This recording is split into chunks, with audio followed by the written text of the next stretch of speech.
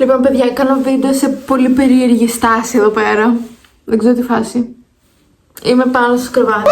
Σήμερα θα μιλήσουμε τι πρέπει να προσέχεις όταν βγεις από το ψυχιατρίο. Λοιπόν, αρχικά πρέπει να προσέχεις με ποιους θα κρατήσεις επαφή από το ψυχιατρίο. Γιατί παίζει μεγάλο ρόλο. Κάποιοι μπορεί να σε ρίχνουν ψυχολογικά, κάποιοι μπορεί να είναι σε άλλο επίπεδο σε σχέση με σένα. Εσύ είναι στο 10, αυτοί να είναι στο 5. Ο καθένας μπαίνει για πολλούς διαφορετικούς λόγους, είτε πιο σοβαρούς, είτε λιγότερο σοβαρούς, είτε πολύ κακούς λόγους.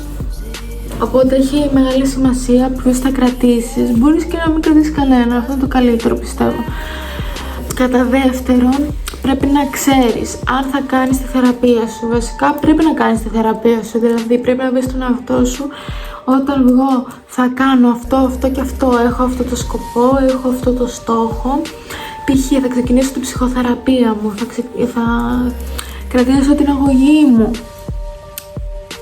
Μιλάμε για στόχους εγκεφάλου, πνευματικότητας. Τρίτον, να σκεφτείς καλά τι πήρες από αυτή την εμπειρία. Ήταν τραυματική εμπειρία, ήταν η καλύτερη εμπειρία, ήταν η βοηθητική εμπειρία, ήταν η καταθλιπτική εμπειρία. Τι ήτανε?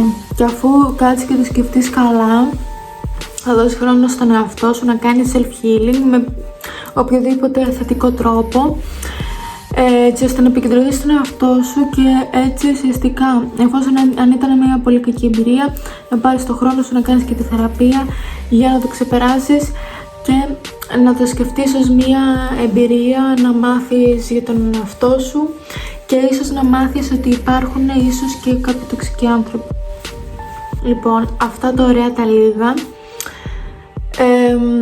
Ας δω στο επόμενο βίντεο που δεν ξέρω καν πότε θα είναι. Σχολιάστε τι θα θέλετε να δείτε σχετικά με ψυχολογία tips. Αυτά.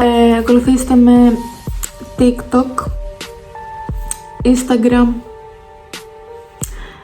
Θα είναι όλα κάτω, περιγραφή.